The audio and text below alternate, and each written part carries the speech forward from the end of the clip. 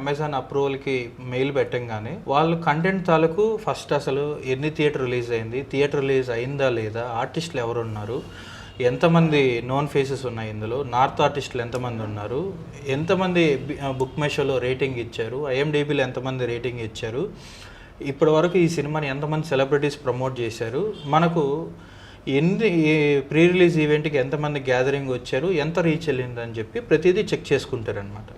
Check చేసుకొని ఆ parameter match అవుతే they will consider to preview చూడడానికి లింక్ అడుగుతారు, సాఫ్ట్ లింక్ అడుగుతారు, వీమియో నుంచి కానీ ఏదన్నా మనకు డ్రైవ్ నుంచి కానీ పెట్టండి వాటర్ మార్క్ తోటి అని అడుగుతారు అనమాట. సో అది చూసి వాళ్ళకి నచ్చితే క్వాలిటీ వైజ్ వీళ్ళు కరెక్ట్గా డిఏ అన్ని ప్రాపర్గా ఉండి మనకు ఓకే ఇది వర్కౌట్ అవుతుంది అని నమ్మకం ఉంటే గ్రాంట్ చేస్తారనమాట. నెక్స్ట్ ఫేజ్కి వెళ్తుంది.